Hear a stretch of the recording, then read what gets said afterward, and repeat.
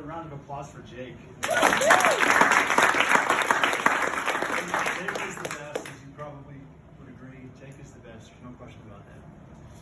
Let me tell you, to get started, let me tell you a little bit about me. I grew up in Seattle, and I decided to come down here to BYU to play football. I was recruited by a lot of colleges out of high school, and I came here because this is the mid-70s, 1970, because BYU, this little college in the mountains of Utah, led the nation in passing, believe it or not, in 1974 with a quarterback named Gary Scheide. Does anybody remember that name, Gary Scheide? And so, if you're a high school quarterback, you kind of like to be able to throw the football. And most colleges in that time they were running the ball about 50 times. They let the quarterback throw it about 10 or 12 times. And BYU was letting Gary Scheide throw the ball 35 to 40 times in the mid-1970s, which was totally unheard of. Now, I know today that doesn't sound like anything, but in 1975, that was crazy to let the quarterback throw it 35 times. And so I came to hopefully be a part of that. And what a great experience that turned out to be. Most people that know about my college career know about the first varsity game that I started. Does anybody know anything about that? My first varsity game was actually a couple years later. We played Colorado State. There was a quarterback in front of me named Gifford Nielsen. Anybody remember that name? Gifford was a great player, was an All-American. And his senior year, I was a redshirt sophomore. I was his backup. He got hurt at Oregon State. And then I played the next game against Colorado State. And that was a little daunting because I was stepping in for an All-American, the leading Heisman Trophy candidate at the time. And Colorado State had a great defense. They were in the top 10 in the country. And we played over there. As it turned out, I threw 7 touchdown passes in that game and was the National Player of the Week. So a lot of people remember that game. That was a weird game.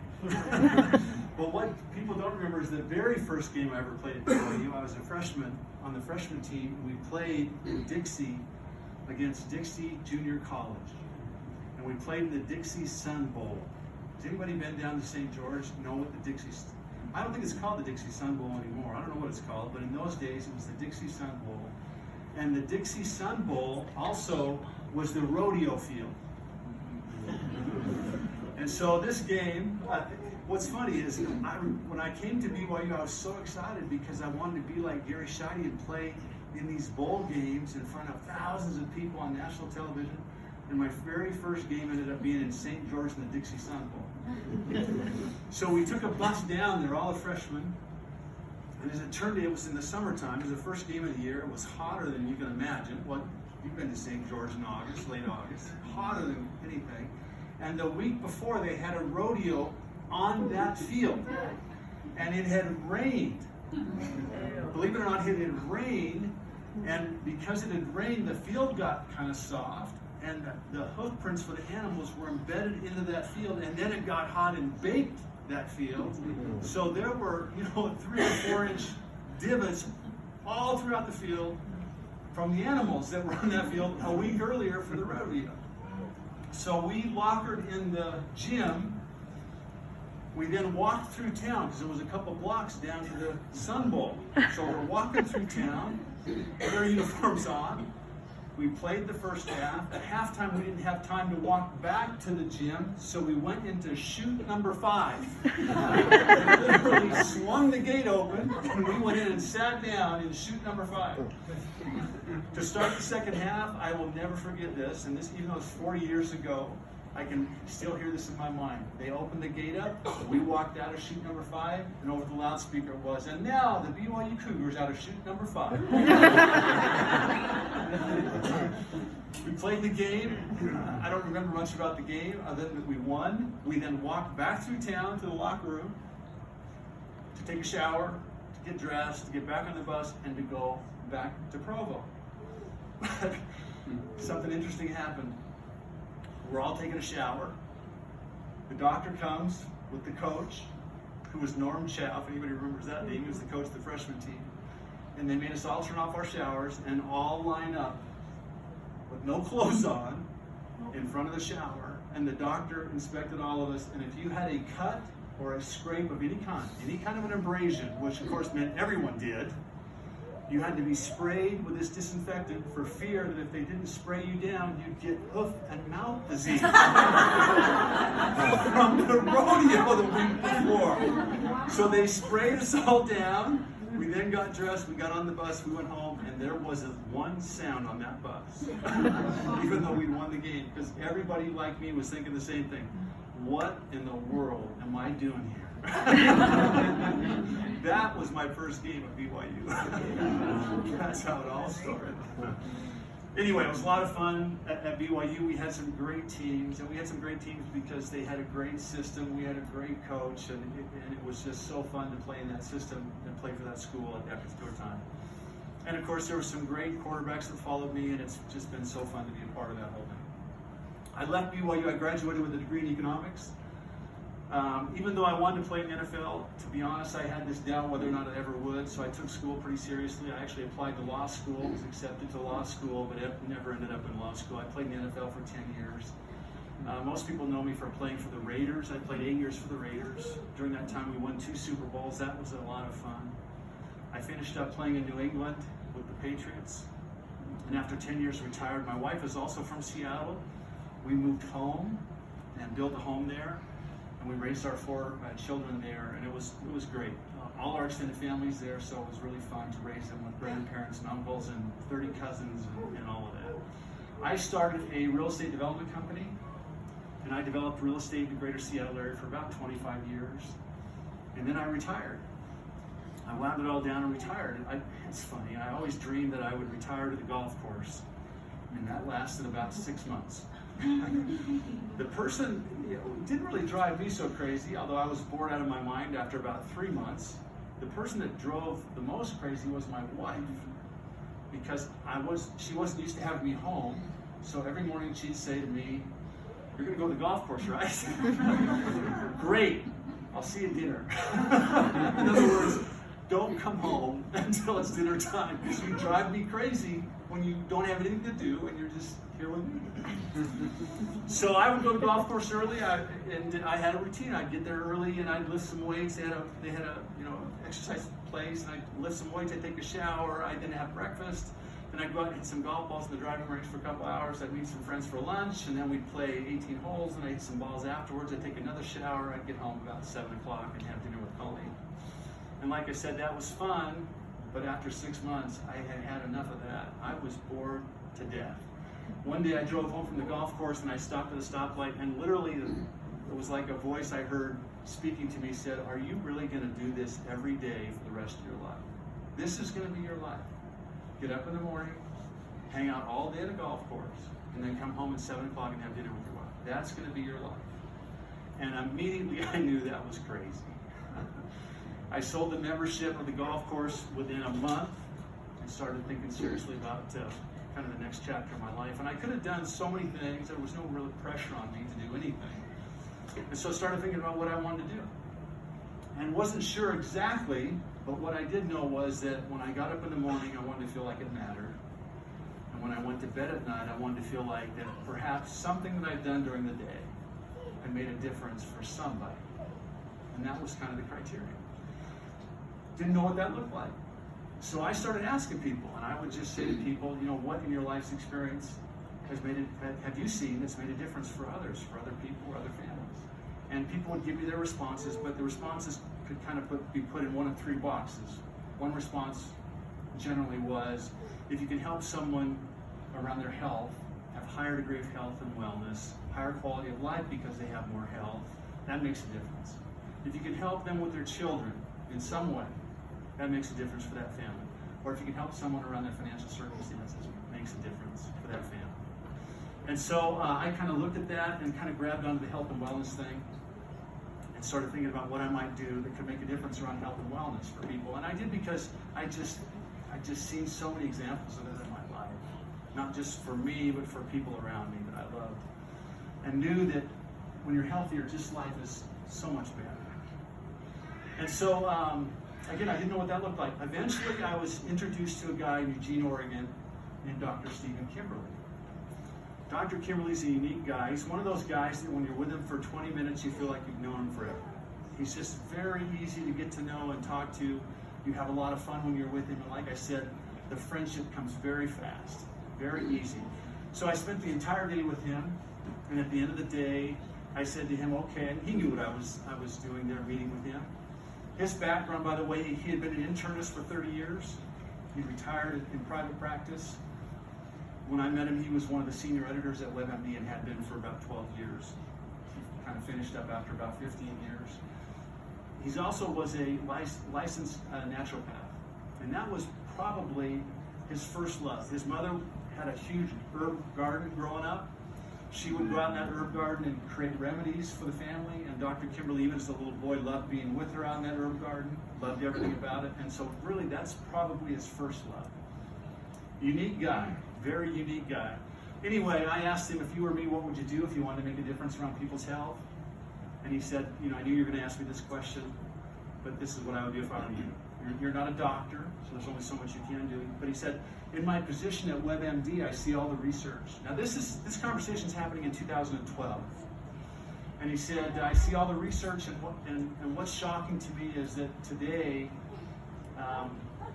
people are so deficient around vitamins and minerals. And he said, now it's proven that you really can't get the amount of nutrition that you need unless you supplement. It's just not possible. And he said, when I was in med school, the question was, should you supplement, should you not? He said, that shouldn't be a question in anybody's mind anymore. The question now is, what do I take and who do I trust to buy the supplements from? And then he cited a bunch of studies. To make a long story short, I drove back to Seattle. I drove down to Eugene. It's about a 6-hour drive. I spent the day with him, and I drove back. And looked up all the studies he talked about, all the things he talked about, and found that what he was telling me was true. So I drove back a week later, spent the day with him again, and ended up hiring him before I left. First person we ever hired, didn't have a name of a company, didn't have anything. But I hired Dr. Kimberly, and I basically said to him, listen, you're telling me we can make a difference around people's health. He also said, if you're going to do this, you got to do it right. If you're going to do it like everyone else, don't bother. So I said, you're telling me we can make a difference if we do it right. I said, I don't know how to do it right. So would you help me design the program and do it right? Because the whole idea is to make a difference. So don't spare any expense. Let's do it right. And would you join me on this kind of venture? And he fortunately said yes. And we got started.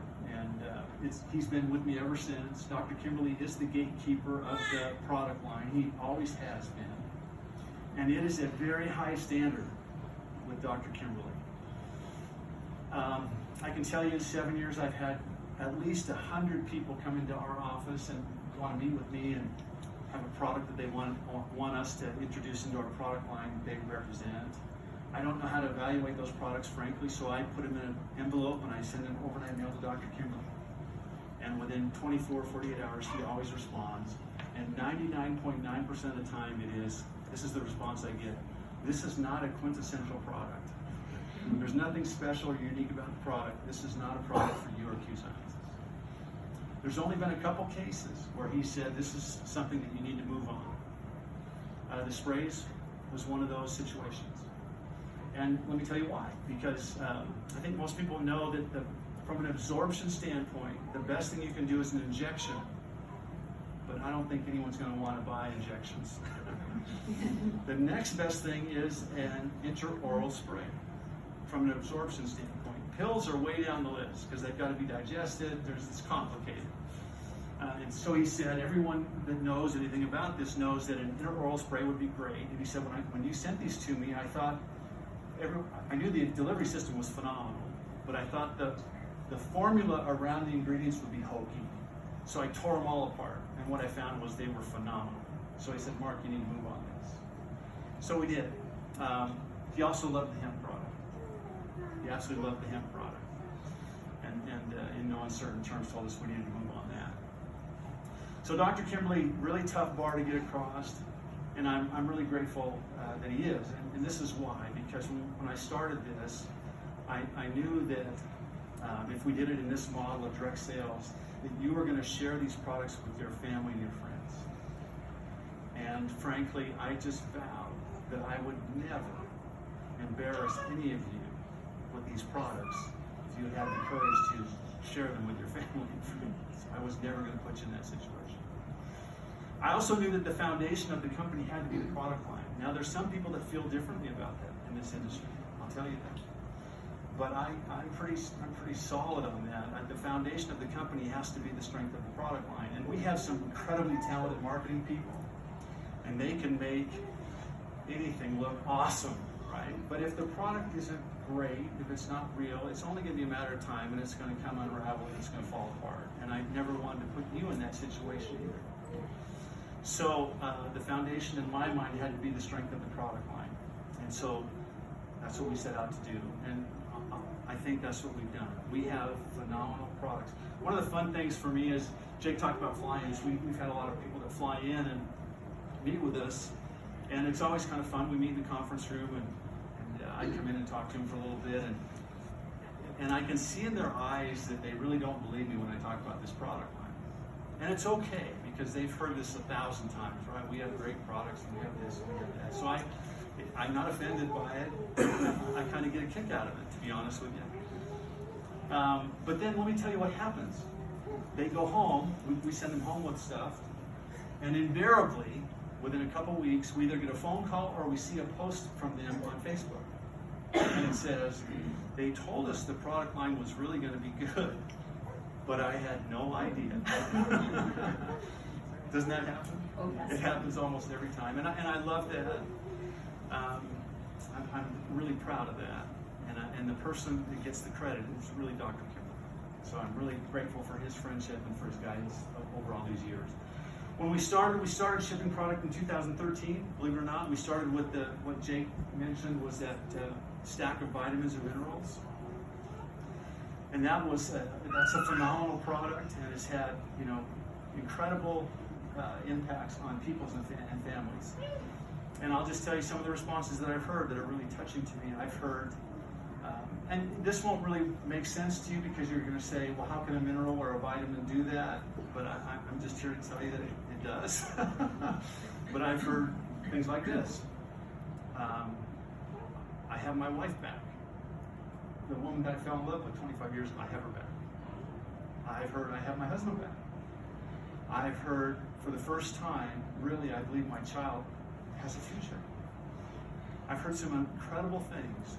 And because we're now shipping product to 15 countries, I've heard it in 4 or 5 different languages around the country or around the world. And it's been an amazing thing to be a part of that. But we've diversified the product line now, and just Jake showed you, we have all kinds of stuff. And I'll tell you that the quality of it is phenomenal. Because if it wasn't, Dr. Kimberly wouldn't allow us to sell it. I'll just tell you that straight. So the first year we grew pretty fast, but it's pretty easy to grow pretty fast when you start from zero. The second year we grew pretty fast, and some of you have been with me all that time. Dave and Drew and others in this room, you've been with me a long time, and thank you. What a journey we've been on. But then there was a period of time in 2015 and 2016 where we stalled, and we didn't grow at all. And it became fairly evident why we weren't growing. Then a fateful thing happened. I met the gentleman in the back of the room. And I hired him as a consultant. And he was different than any consultant I'd ever hired. In fact, he was kind of weird. And after you hear him talk tonight, you're going to be shocked at what I'm going to tell you next, because for the first month, he didn't say anything. Now imagine you're paying a consultant and he doesn't say anything, because every other consultant feels like you're paying him, I better tell him something. I better have some ideas. And for a month he would sit in all the staff meetings. He would sit through most of all the high level meetings. He sat through a convention and he didn't hardly say anything. I was starting to wonder, maybe I don't need to hire this guy. But then one day, when he was finally ready, he was ready. And he had a whole list of things. And one day I came to the office and he said, can we talk? Can we go to the conference room? One day he said, so I've been obviously thinking about this for a long time, and I've made a list, and these are the things that I think you need to do. I've heard you talk. I have a sense of what you would like to do. And I have a list of things that I think you're going to need to do for you to become the company that I know you want to be. And so I sat down, he got up on the whiteboard, and he started making a list, and I'll never forget this. And it wasn't 2 or 3 things on the list, it was a long list. And there was nothing on that list like replace the carpet in the entryway or repaint the walls in the office. I mean, there were no easy things. I mean, this was major overhaul things, especially on the business side. Not so much on the product side, but especially on the business side. And I looked at that list and I thought, wow, you know, if we go down this road and do all these things, we're going to put at risk everything we've done. Because if it doesn't work, there's no turning back. We can't unwind the tape and go back. So if we go this direction, we got to go all in. And if we go all in, we're going to risk everything we've done up to this point. So it was scary.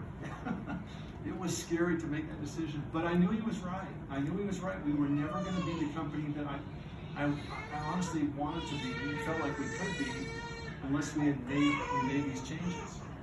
And so we made the changes. We just kind of swallowed hard and said, okay, let's go. And we started. And some of those changes, most of those changes, we unveiled in January 2018. One of which was this new compensation plan, which was Jake's brainchild.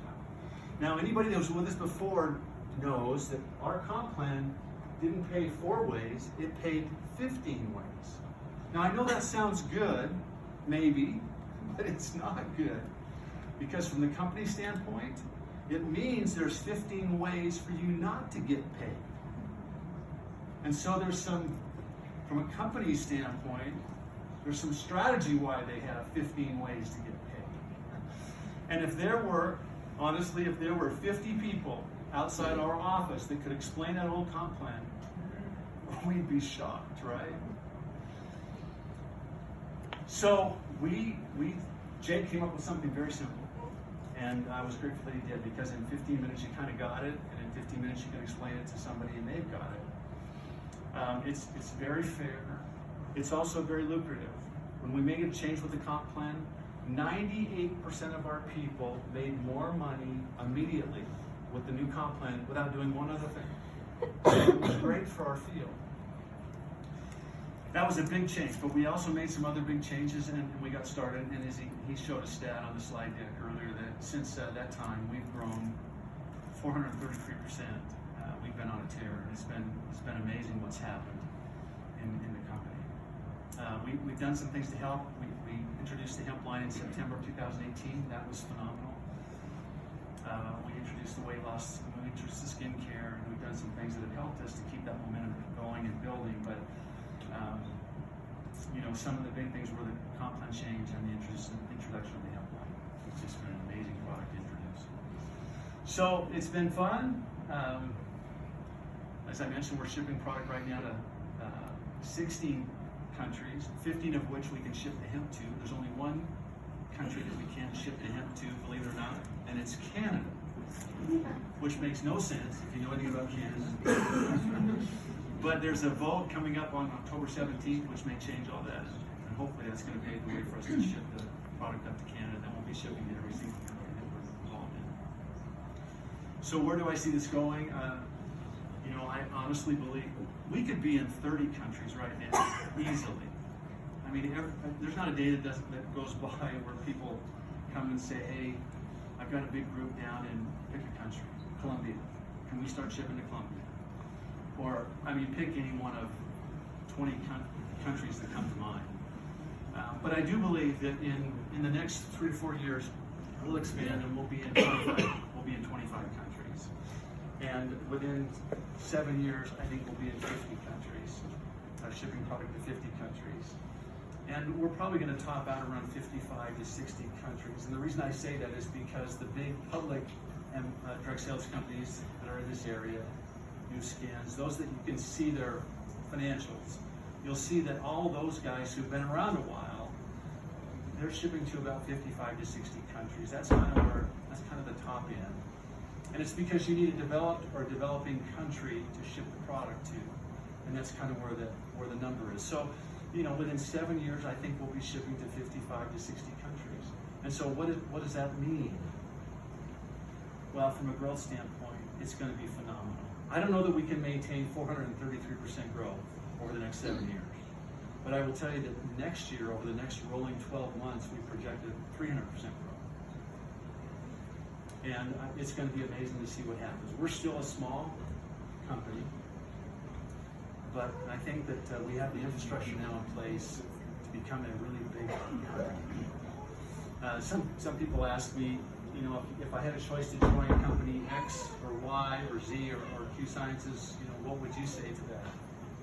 And usually it's big established companies that they're comparing us to, asking my opinion about that. And I'm very honest with them, and I tell them, listen, we have a huge company right across the street from us. The name of the company is doTERRA. They're a great company. They're huge.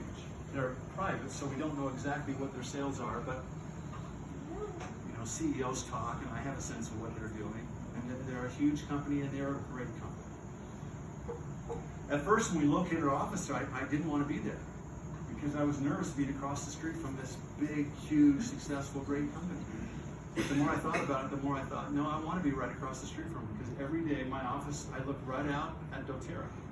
And every day I look across the street and say, just give me 7 years, I'm going to be right there. So it's inspirational to me. But I tell people honestly, I say to them, listen, that big company across the street, if they grow 10 to 12% this year, 2019, they will be thrilled. And that big company down this street, you know, that's located in Provo, downtown Provo, if they grow 10 to 12% this year, they will be thrilled. But I told people, you know, in the month of September, if we didn't grow 30%, I'd be really disappointed. Now, we didn't grow 30%, but we grew 27% in the month of September. And I will tell you that the month of October, through 9 days, we're already 33% above 9 days through September. So when I tell you that we're growing and we're on a tear, we are on a tear. And we will finish this year well over 300% growth. And as I said, when you take it out the next 12 months, we projected 300% growth going forward for the next 12 months. And that's kind of fun from a company standpoint, but especially for those of you that are involved with us already, I hope that's exciting to you because that growth's going to end up somewhere. And it's going to end up in your teams, and that's going to have an impact on your business, which I think is going to be fun for everybody. The other thing that happens is when I talk about you know, where I think we're going to be in 5 or 7 years, I get this response sometimes, and it's, okay, that sounds great, but I don't know anybody in, pick a country that we're not in, or even pick some of these countries that we are in. I don't know anybody in France. I don't know anybody in Germany. I don't know anybody in Portugal. I don't know anybody in Norway. I don't know anybody in Japan. So how's that going to help benefit me? And I'm an old guy, but when I was a kid, it was 7 degrees of separation. Anybody remember that? And know what that means? 7 degrees of Kevin Bacon. But if you go home tonight and Google it, you'll see that they now say it's like 4.3 or something like that, which means the world's getting to be a smaller place. And as Jake talked about, you may not know anybody in any of those countries, but trust me, sooner or later somebody in your organization is going to know someone there. And they're going to take their business there, which means they're going to take your business there. And I really think it's going to be impossible, if you just give it enough time, for you not to have something going on in every single country that we end up in. And that's really fun to think about, because what it really means is that a portion of your income will be coming from multiple countries around the world. So that's hopefully kind of fun to think about.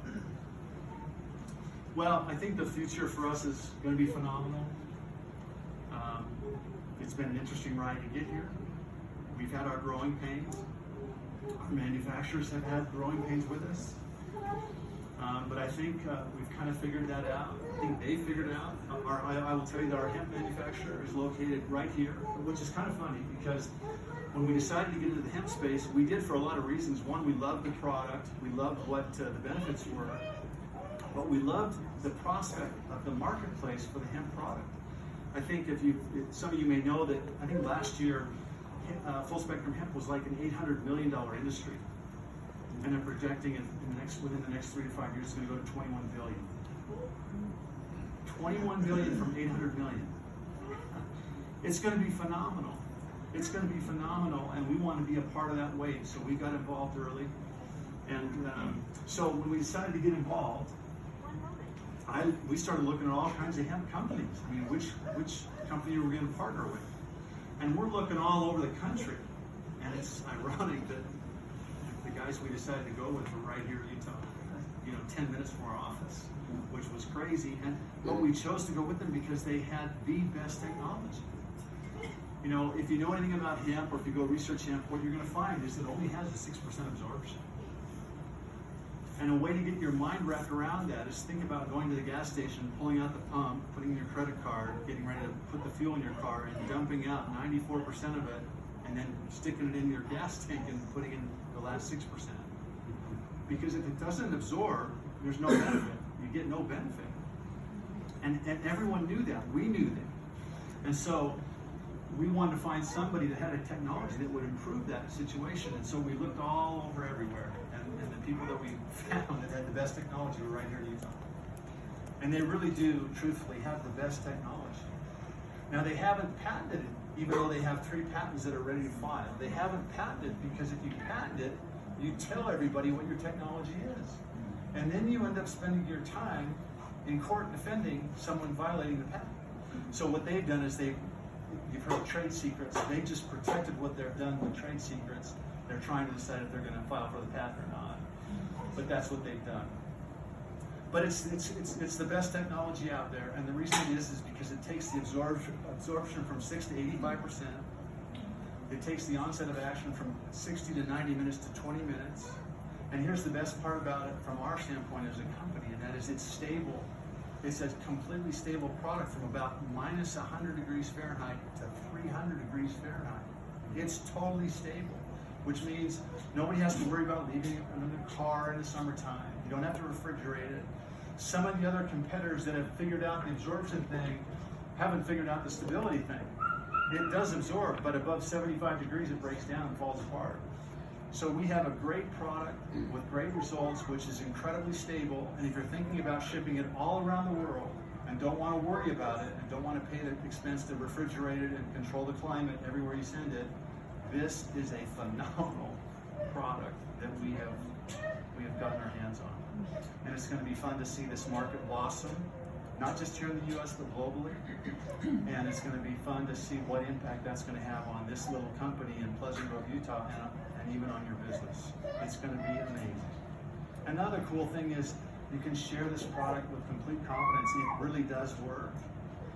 The results are phenomenal, as some of you talked about tonight. And the fun thing, the thing that I love the most is that you know that when you share this with people and with a family, they're going to experience those results too. And that family is going to benefit from the results of that product, and hopefully you're going to feel like you've made a difference. You've been able to make a difference. Because there's no feeling like that, at least for me. I've made a lot of money in my life. I've made a lot of money in my life. And I know that feels good, and I know the security feels good, but at least for me, there's nothing like the feeling that I can make a difference. Even if it's a little bit of a difference, I can make a difference for someone or for someone's family. And to be able to do it on a large scale, a global scale, is kind of really more than I ever imagined. I really didn't see that. I didn't really envision that. But we chose this distribution model, and that's opened that door up to us. And it's really been amazing to see that kind of start to unfold. People often ask me, you probably know the answer to this, why are you located in Utah? Why are all these direct sales companies located in Utah? Anybody know the answer?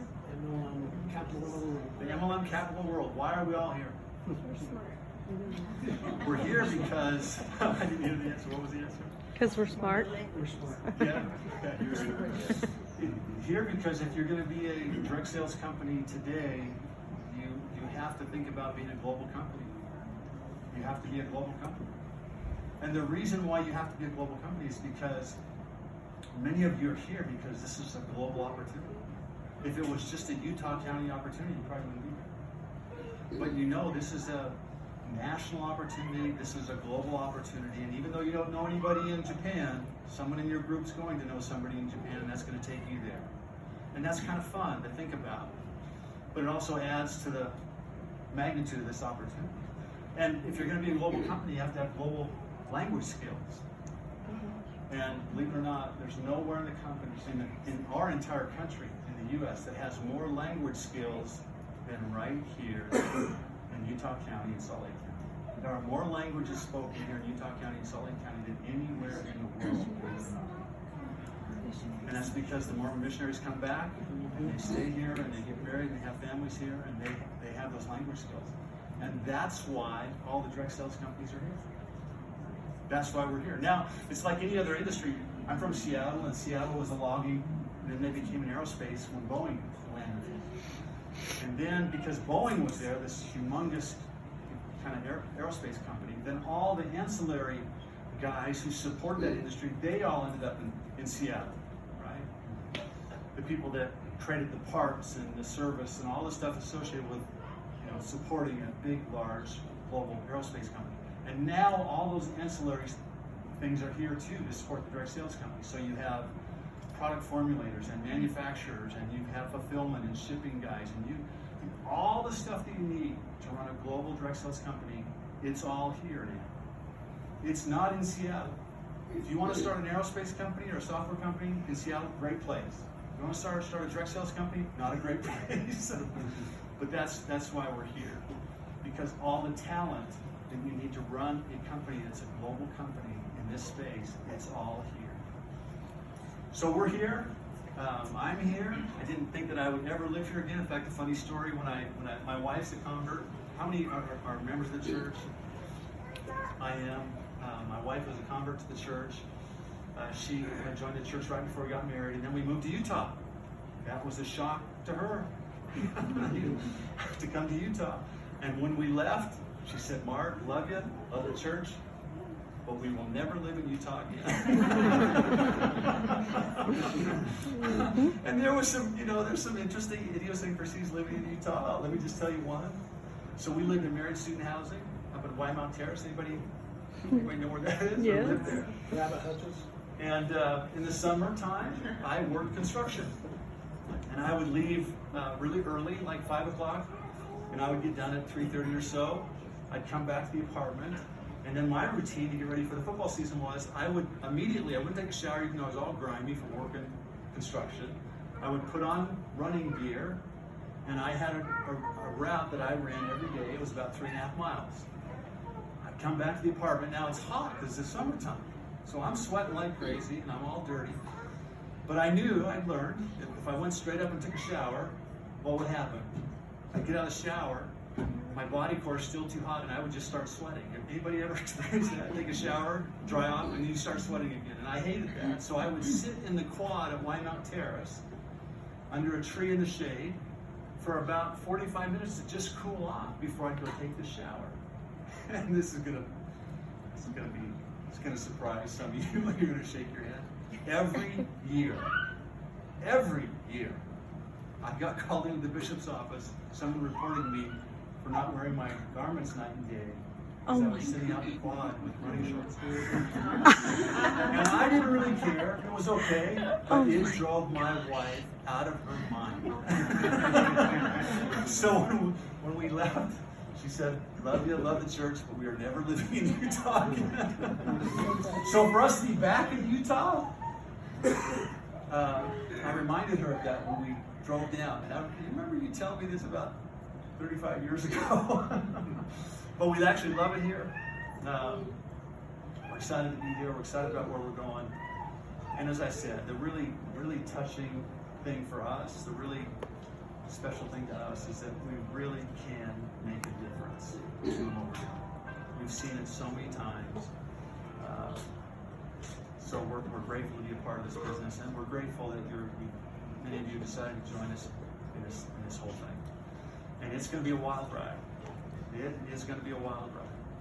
We're just getting started, and it's going to be fun to see where we end up. And anyway, I bored you long enough. Thanks for being here.